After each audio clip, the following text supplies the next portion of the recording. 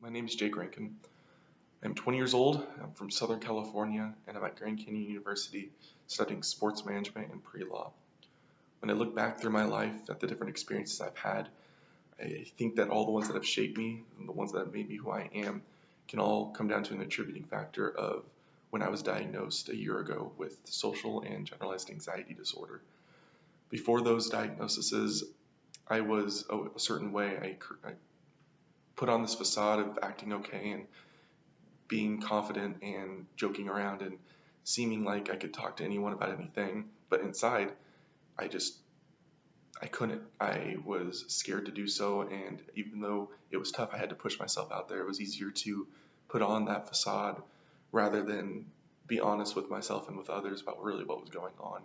Um, that made it really difficult for people to really understand where I was coming from, especially my parents and my dad. He didn't understand it. He didn't understand why this confident kid who always seemed like he could carry on a conversation with anyone was all of a sudden anxious all the time and couldn't speak to people. Um, when I look back at my hobbies, though, the one that I've had since I was a little kid was basketball. And for a long time, I could not enjoy that sport because every time I got on the court, I was afraid that I would mess up. And if I messed up, what were people thinking? What was my coach going to say? What were teammates thinking? What were the fans thinking? It was really hard for me. And now I look back at it and think no one was really paying attention. People on the grounds were talking. Teammates were messing up as well. Coaches knew me from day one. They knew what I could and couldn't do. It wasn't a big deal, but to me in that moment it was. And especially since I didn't know that I had this anxiety, that I had this disorder, this problem, I could never understand why I felt off or felt different. So when I was finally diagnosed, it became one of the best days of my life.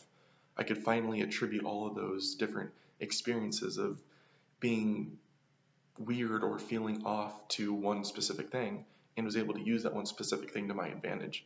I didn't let it consume me at that point. I used it as a strength of mine.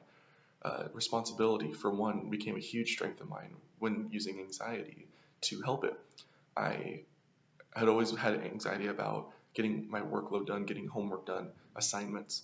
So when it came to school and to work, I made sure I was the first one done. I made sure I went above and beyond, which helped my anxiety, but also made me a good student and a hard worker.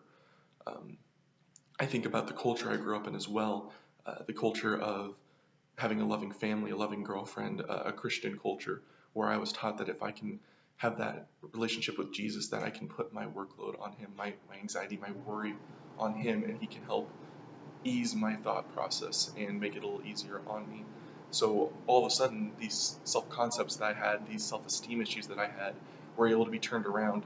And even though I still struggle with it at times, like everyone does, it's not to the extreme like it used to be. I finally am off medication.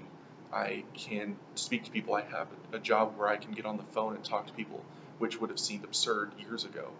Um, it's something that has shaped me and made me the way that I am today. And I am now thankful for my anxiety. I can use it in my communication skills. Uh, It's amazing what anxiety has done when it used to hurt me before in the past.